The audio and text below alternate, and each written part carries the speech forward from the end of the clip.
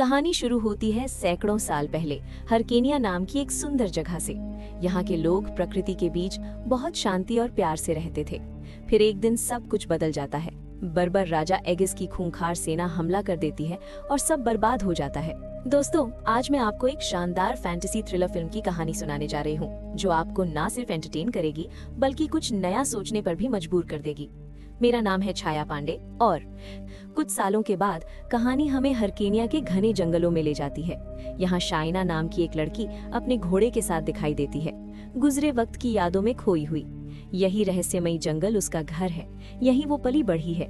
रोज की तरह आज भी वो पेड़ के नीचे अपनी कुल देवी की मूर्ति के पास जाती है और प्रार्थना करती है, मुझे मेरे लोगों को ढूंढने में मदद करो, मैं वर्षों से उन्हें खोज रही हूँ। दुआ के बाद शाइना की नजर जंगल के उन अजीब जीवों पर पड़ती है जो हमेशा शांत रहते थे लेकिन आज परेशान होकर इधर उधर भाग रहे हैं। कारण जानने के लिए शाइना चुपचाप छिप जाती है। तभी वो देखती है कि दो सिपाही उन विचित्र जीवों के पीछे दौड़ रहे हैं। थोड़ी देर बाद शाइना भी उसी दिशा में जाती है और देखती है कि सैनिक उन मासूम प्राणियों को मार चुके हैं और जा चुके हैं। शाइना को जंगल और यहाँ के जीवों से बहुत लगाव है। ये सब देखकर उसका दिल टूट जाता है। वो गुस्से में सिपाहियों के पैरों के निशान पकड़कर जंगल से बाहर निकलती है। तभी पहाड़ी के नीचे उसे एक किला दिखाई देता है, यही सिपाहियों का ठिकाना है। ये जानकर शाइना वापस जंगल लौटती है, अपने घोड़े को इशारे से रोकती है और रात का इंतजार करने लगती है। रात होते ही वो चुपचाप किले के पास पहुंच जाती है। वहां वो देखती है कि सैनिक पकड़े गए जानवरों पर जुल्म कर रहे हैं ताकि उन्हें बेच सके। तभी एक सैनिक कहता है, सम्राट अपनी मशीनों के साथ यहाँ आ रहे हैं। ये सुनते ही सब सतर्क हो जाते हैं। कुछ ही देर में सम्राट अपने सैनिकों और मशीनों के साथ किले के अंदर आता है। उसका अंगरक्षक गोरिल्ला मशीन का गेट खोलता है और सम्राट अपने मंत्री और प्रेमिका दाजी के साथ बाहर आता है। सम्राट कमांडर से पूछता है, मेरा काम कैसा चल रहा है? कमांडर जवाब देता है, आपकी मशीनों से हम जंगल को तेजी से काट रहे हैं और दुर्लभ जानवरों को पकड़ रहे हैं। शाइना चुपचाप ये सब देख सुन रही होती है। सम्राट कहता है, हमें नए शहर बसाने हैं, कारखाने लगाने हैं, व्यापार बढ़ाना है। इसके लिए लकड़ी और कोयले की जरूरत है और मुझे हरकेनिया के जंगल में छुपा वो रहस्य भी चाहिए जिसकी मैं वर्षों से तलाश कर रहा हूँ। कमांडर भरोसा दिलाता है, मालिक, आपको सब मिलेगा। हमने सीमावर्ती राज्य के आखिरी राजा और उसके लोगों को भी पकड़ लिया है। अब आपके सामने कोई नहीं टिक पाएगा। सम्राट बंदियों को देखता है और उनके राजा को बाहर बुलवाता है। वो कहता है, पहले मैं एगस का गुलाम था। राजा जवाब देता है, हाँ, एगस ने हरकेनिया पर हमला कर इसकी संस्कृति और लोगों को खत्म कर दिया। सम्राट पूछता है, क्या अब हरकेनिया की जनजाति में कोई नहीं बचा? राजा कहता है, अब बस ये रहस्यमयी और प्राकृतिक संसाधनों से भरा जंगल ही बचा है। आपने अपनी मशीनों से एगस को भी खत्म कर दिया। सम्राट मुस्कुराते हुए कहता है, मैंने विज्ञान की ताकत से ये किया और अब मैं इस जंगल की सारी संपदा हासिल कर इसे खत्म कर दूंगा। राजा उसकी बात सुनकर कहता है, हरकेनिया की कुलदेवी जंगल की रखवाली करती है, लोग ऐसा मानते हैं, इसीलिए वहाँ के जंगल का राज जानना या उसे नुकसान पहुँचाना आसान नहीं। सम्राट को ये सब सुनकर हंसी आती है। वो कहता है, देवी देवता बस इंसानों की कल्पना है, अगर सच में कोई देवी होती तो हरकेनियन के लोग बच जाते। ये बोलकर वो अपने अंगरक्षक वानर मानव को इशारा करता है और राजा का गला कटवा देता है। उधर शानिया, जो छुपकर ये सब देख रही थी, बाहर शराब पीकर लौटते दो लड़ाकों को देख लेती है। यही वो लोग हैं जिन्होंने जंगल में दुर्लभ जीवों का शिकार किया था। गुस्से में भरी शानिया उन पर टूट पड़ती है, एक को मार डालती है, दूसरे को भी मारने की कोशिश करती है, लेकिन वो लड़ाका उससे भिड़ जाता है। तभी सम्राट की प्रेमिका दाजी, जो जबरदस्त तलवारबाज है, आकर शानिया की गर्दन पर तलवार रख देती है। दाजी पूछती है, तू किस जनजाति की है? शानिया जवाब देती है, हरकेनिया कबीले की। दाजी हैरान होकर कहती है, उस जनजाति के तो सब लोग मारे जा चुके हैं, अगर तू बच गई है तो अब मैं तुझे खत्म कर दूंगी। शानिया फिर से हमला कर देती है, लेकिन दाजी उससे कहीं ज्यादा तेज और तगड़ी तलवारबाज है। दोनों के बीच जबरदस्त लड़ाई चलती है। लड़ते लड़ते वे सम्राट और सैनिकों के सामने आ पहुंचते हैं। सम्राट हाथ ताली बजाता है और कहता है, अरे ये तो मजेदार हो रहा है। लेकिन तभी शानिया का घोड़ा जंगल से दौड़ता हुआ उसे बचाने आ जाता है, मगर किस्मत देखो, वो भी पकड़ा जाता है। कुछ देर बाद शानिया की आंख खुलती है। वो खुद को एक बड़े तंबू में लकड़ी के ढांचे से बंधा हुआ पाती है। सम्राट और उसके लोग आराम से बैठे खा पी रहे हैं। सम्राट सवाल करता है, हरकेनिया जंगल का नक्शा तुम्हारे पास कहाँ से आया? तुम हो कौन?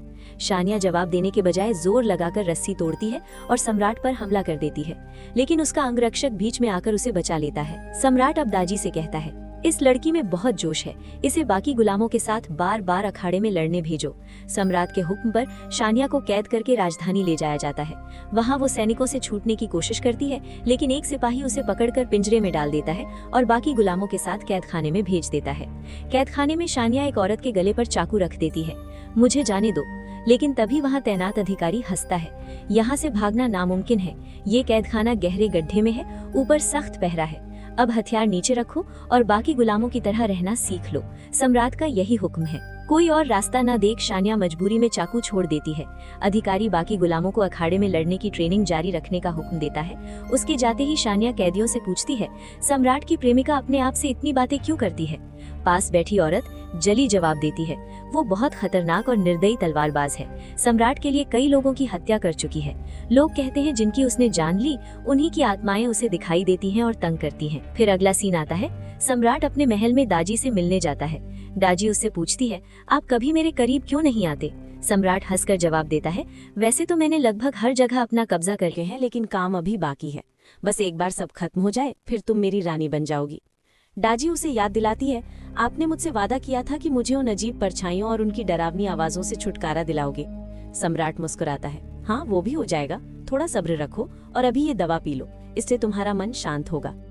लेकिन दवा कोई असर नहीं करती। सम्राट के जाते ही वे परछाइयां फिर लौट आती हैं और दाजी को उनकी आवाजें फिर सुनाई देने लगती हैं। अगला दृश्य एक गहरे गड्ढे के अंदर बने कैदखाने में। वहां गुलामों को अखाड़े में लड़ने की ट्रेनिंग दी जा रही है। इन्हीं में वानर महिला, एक युवक एंथनी और साइना भी हैं। साइना अंदर के बंद दरवाजे को देखती है और पूछती है, ये दरवाजा आखिर खुलता कहाँ है? एक गुलाम युवक और जूली जवाब देते हैं, ये दरवाजा सिर्फ तब खुलता है जब हमें अखाड़े में लड़ने के लिए भेजा जाता है। साइना फिर पूछती है, हमें किससे लड़ना होता है और सम्राट हमें यहाँ क्यों गुलाम बनाकर रखता है? जूली कड़वाहट से कहती है, हम सब उसके लिए बस कीड़े मकोड़े हैं। वो हमें कभी जानवरों से तो कभी एक दूसरे से लड़वाता है, सिर्फ अपने मनोरंजन के लिए। जो मजबूत है वही बचता है, बाकी मारे जाते हैं। यही सिलसिला चलता रहता है। हम में से कितनों की जान ऐसे ही जा चुकी है और बाकी का भी यही अंजाम होगा। ये सब सुनकर साइना की आंखों में गुस्सा आ जाता है। किसी न किसी तरह हम उसके इस खूनी खेल का अंत करेंगे। अगले दिन अखाड़े में इन गुलामों को लड़ने के लिए लाया जाता है। दर्शक दीर्घा में भीड़ बैठी है। मंच पर सम्राट अपने लोगों के साथ मौजूद है। थोड़ी देर बाद गड्ढे के कैदखाने से शानिया और जूली को एक दूसरे से लड़ने के लिए भेजा जाता है। शानिया ये सब नहीं चाहती, उसे सम्राट और भीड़ का मनोरंजन नहीं बनना। वो सम्राट को ललकारती है, अगर हिम्मत है तो खुद उतर अखाड़े में, मैं जूली से नहीं तुझसे लड़ना चाहती हूँ। बात सुनते ही सम्राट गुस्से में आ जाता है। वो अपने सिपाही को इशारा करता है और जूली पर तीर चलवा देता है। तीर जूली की गर्दन में लगता है, वो तड़पने लगती है। शानिया उसे थाम लेती है। बाकी गुलाम जो सलाखों के पीछे सब देख रहे होते हैं गुस्से से भर जाते हैं, लेकिन चाहकर भी कुछ नहीं कर पाते। जूली उनकी आंखों के सामने ही मर जाती है। जूली की मौत से शानिया का गुस्सा फूट पड़ता है। जैसे ही सम्राट अपने सिपाही भेजता है, शानिया बिजली की तरह हमला करती है। एक एक करके सभी सिपाहियों को चाकू से खत्म कर देती है। उसके वार इतने तेज और सटीक होते हैं कि पल भर में सब सिपाही ढेर हो जाते हैं। ये देखकर दर्शक और सम्राट सब हैरान रह जाते हैं, मगर बाहर निकलने का रास्ता नहीं होता। तो शानिया फिर से कैदखाने लौट आती है। सब जूली की मौत से दुखी हैं। उसका प्रेमी फूट फूट कर रो रहा है। साइना सबको समझाती है, हमें आपस में नहीं, सम्राट के खिलाफ लड़ना चाहिए, तभी हम उसका सामना कर पाएंगे। इसके बाद कहानी सम्राट के महल की प्रयोगशाला में जाती है। वहाँ का मुख्य वैज्ञानिक जंगल से पकड़े गए दुर्लभ जानवरों पर एक खास यंत्र लगा रहा है, जिससे उन पर काबू पाया जा सके। तभी सम्राट आता है, मेज पर रखे यंत्र का दूसरा हिस्सा उठाता है, घुमाता है, जानवर बेकाबू हो जाता है। मास्टर वैज्ञानिक मुस्कुराकर कहता है, महाराज जैसे कि आप देख रहे हैं, लेकिन सम्राट पर इसका खास असर नहीं हुआ। वो कहता है, मुझे ऐसा यंत्र चाहिए जो इंसानों को भी काबू कर सके। सोचो, हमारे पास फिर ऐसी फौज होगी जिसे कोई नहीं हरा सकेगा। मास्टर जवाब देता है, मैं पूरी कोशिश कर रहा हूँ महाराज, लेकिन इंसानों पर हमारा प्रयोग अब तक असफल रहा है। फिर भी मास्टर ने एक नया ऊर्जा संयंत्र तैयार किया है जो उनके सारे हथियारों और मशीनों को कभी खत्म न होने वाली ताकत देगा। सम्राट इसे देखकर बहुत खुश होता है। वो तुरंत आदेश देता है, अब इसी ऊर्जा से घातक हथियार बनाना शुरू करो। कैदखाना। शानिया वहीं बंद है। उसके पास एक और गुलाम एंथनी है। वो धीरे से कहता है, क्या तुम जानती हो, मैं उत्तर का राजकुमार हूँ। सम्राट की सेना ने हमारे बहुत से लोगों को मार दिया। जो बचे वे जान बचाकर भाग गए और मुझे पकड़कर गुलाम बना दिया गया। फिर वो शानिया से पूछता है, अगर तुम्हारी हरकीनिया जनजाति के सभी लोग मारे गए तो तुम कैसे बची? शानिया बताती है, बार्बर एगस के हमले में सब नहीं मरे थे। कुछ लोग दूर भाग गए, कुछ मेरे साथ हरकेनिया के रहस्यमय जंगलों में छिप गए, लेकिन जंगल में कभी भूख कभी बीमारी से बाकी लोग मर गए। तब मैं बहुत छोटी थी। जंगल में रहकर मैंने छुपने की जगहें ढूंढी, पेड़ों और जानवरों के साथ जीना सीखा। आज भी मैं अपने लोगों को तलाश रही हूँ। उम्मीद है हरकेनिया की देवी मेरी मदद करेंगी। रात हो जाती है। सम्राट अपने मेहमानों और दरबारियों के साथ जश्न मना रहा है। तभी वो शानिया को पिंजरे में बंद करके बुलवाता है। बोर्ड पर एक नक्शा दिखाते हुए कहता है, देखो, दुनिया के ज्यादातर इलाकों पर मेरा कब्जा है। अब तक मेरे पास हरकेनिया के जंगल का सिर्फ आधा नक्शा था, लेकिन तुम्हारे पास से मुझे पूरा नक्शा मिल गया। अब मैं उस पूरे जंगल के रहस्य जान जाऊंगा, उसकी दौलत छीन लूंगा और फिर उसे नष्ट कर दूंगा। शानिया गुस्से में कहती है, देवी के रहते तुम कभी सफल नहीं हो सकते। सम्राट हंसता है, किस देवी की बात कर रही हो जो अपनी पूजा करने वालों को भी नहीं बचा सकी? विज्ञान और मशीन की ताकत के सामने तुम्हारा ये अंधविश्वास टिक नहीं सकता। शानिया चुप हो जाती है। सम्राट उसे फिर से कैद खाने भिजवा देता है। अगली रात जेल का अफसर गुलाम बने ज्यादातर लड़ाकों को अखाड़े में ले चलने का आदेश देता है। शानिया एंथनी से पूछती है, इतने लोगों को एक साथ क्यों ले जा रहे हैं? एंथनी अंदाजा लगाता है, शायद आज सम्राट हमें किसी खतरनाक जानवर से लड़वाएगा। सैनिक सबको अखाड़े में ले जाते हैं। सम्राट मंच पर अपने लोगों के साथ बैठा है और जनता भी इस लड़ाई को देखने के लिए भीड़ में है। कुछ देर बाद अखाड़े की जमीन में छिपा गुप्त दरवाजा खुलता है। वहां से एक विशाल अजीब सा जानवर लाया जाता है, जिसकी पीठ पर कंट्रोल डिवाइस लगा है। इसका रिमोट सम्राट के हाथ में है। अब जानवर पूरी तरह सम्राट के काबू में है और गुस्से में सब पर हमला कर देता है। वो लड़ाकों को मारने लगता है। सब जान बचाने के लिए जूझते हैं, लेकिन उस जानवर पर किसी का वार असर नहीं करता। उल्टा वो अपने सींगों से सबको उछाल-उछाल कर मार रहा है। इसी भयानक दृश्य जैसे ही सम्राट के हाथ में जानवर को नियंत्रित करने वाला यंत्र नजर आता है, वो तुरंत समझ जाता है कि वही जानवर को काबू कर रहा है। जानवर को छुड़ाने के लिए सानिया हिम्मत जुटाती है, फुर्ती से छलांग लगाकर उसकी पीठ पर चढ़ जाती है और सम्राट की आंखों के सामने ही जानवर की पीठ से यंत्र निकालकर फेंक देती है। यंत्र निकलते ही जानवर शांत हो जाता है। सम्राट घबरा जाता है, लेकिन शाइना जंगल की वजह से जानवर को इशारों में समझा देती है कि असली दुश्मन वे नहीं बल्कि मंच पर बैठे लोग हैं। जानवर समझ जाता है और अपने बड़े सींगों से मंच को तहस नहस कर देता है। वहाँ अफरा तफरी मच जाती है। कई सैनिक और कर्मचारी मारे जाते हैं। सम्राट का वानो मानव अंगरक्षक उसे और दाजी को जैसे तैसे बचाकर महल के अंदर ले जाता है। इधर मंच टूटने से बाहर निकलने का रास्ता खुल जाता है। ये देखकर शाइना अपने बाकी कैदी साथियों से कहती है कि सब जल्दी से निकलकर जंगल के पास वाली पहाड़ी पर उसका इंतजार करें। सभी भाग जाते हैं। इसके बाद शाइना खुद अपने घोड़े को ढूंढते हुए सम्राट की प्रयोगशाला में पहुंचती है। वहां उसे घोड़े के साथ साथ ऊर्जा का संयंत्र भी मिल जाता है, जिससे सम्राट की सारी मशीनें और हथियार चलते हैं। संयंत्र की बनावट देखकर शाइना समझ जाती है कि सम्राट इसका इस्तेमाल किसी बड़े खतरे के लिए करने वाला है। वो बिना देर किए भाला फेंककर संयंत्र तोड़ देती है। संयंत्र फटते ही पूरी प्रयोगशाला उड़ जाती है। विस्फोट इतना तेज होता है कि महल के उस कमरे की खिड़की दरवाजे भी टूट जाते हैं, जहाँ सम्राट अपने मास्टर वैज्ञानिक और दाजी से बात कर रहा था। अंगरक्षक सम्राट को नीचे गिरा देता है, जिससे सम्राट तो बच जाता है, लेकिन कांच लगने से मास्टर वैज्ञानिक की मौत हो जाती है। प्रयोगशाला के तबाह होने और मास्टर के मरने से सम्राट को गहरा झटका लगता है। अगली सुबह तक शाइना जंगल की पहाड़ी पर अपने कैदी साथियों से मिल जाती है और सबको लेकर हरकेनिन के जंगल की ओर बढ़ती है। रास्ते में एंथनी कहता है, अब मुझे अपने राज्य लौटकर वहाँ की हालत सुधारनी है, लेकिन मैं फिर मिलूंगा। शाइना सहमति में सिर हिलाती है। एंथनी घोड़े पर सवार होकर अपने राज्य चला जाता है।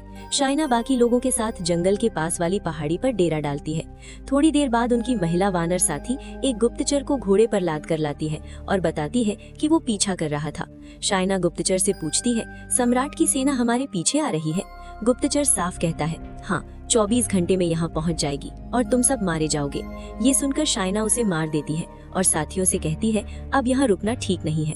साथी सुझाव देते हैं कि हारकेनिया के जंगल के बीचों बीच वाली गुप्त जगह पर चलते हैं, वहाँ सम्राट हमें नहीं ढूंढ पाएगा। शाइना कहती है, यही तो सम्राट चाहता है। हम जंगल तो जाएंगे, लेकिन वहाँ नहीं, हम किनारे छिपकर उसका इंतजार करेंगे। इसके बाद सब मिलकर सम्राट के शाही किले पर हमला करते हैं, उसे काफी नुकसान पहुँचाते हैं और फिर जंगल के किनारे झाड़ियों में छिपकर सम्राट का इंतजार करते हैं। थोड़ी देर बाद सम्राट अपने सैनिकों के साथ किले लौटता है।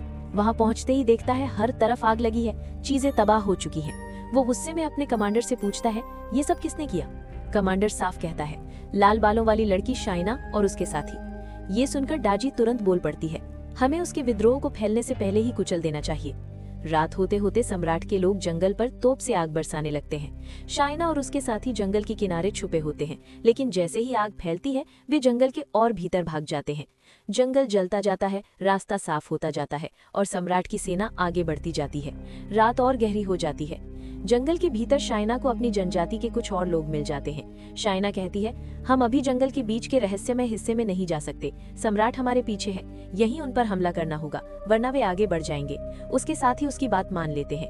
कुछ ही देर में डाजी, सम्राट का अंगरक्षक और बाकी सैनिक वहां पहुंच जाते हैं। शाइना और उसके साथी घात लगाकर उन पर हमला कर देते हैं। लड़ाई शुरू हो जाती है, जबरदस्त युद्ध। शाइना और उसके साथी पूरी ताकत से सम्राट के लोगों का सामना करते हैं। इसी दौरान शाइना का सामना डाजी से होता है और उसका साथी वानरमान से भिड़ जाता है। दोनों ओर से जान की बाजी लगाकर लड़ाई होती है। शाइना डाजी को और उसका साथी वानरमान को हराने की पूरी कोशिश करता है, लेकिन वानरमान बहुत ताकतवर है। वो शाइना के साथी को मार डालता है। डाजी भी शाइना के पेट में तलवार घुसेड़ देती है और उसे मरा समझकर चली जाती है।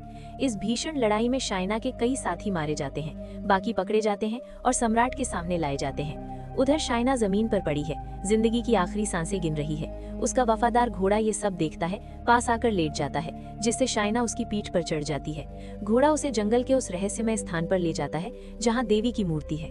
घायल शाइना मूर्ति से कहती है, अगर अब भी कुछ नहीं किया तो सब बर्बाद हो जाएगा।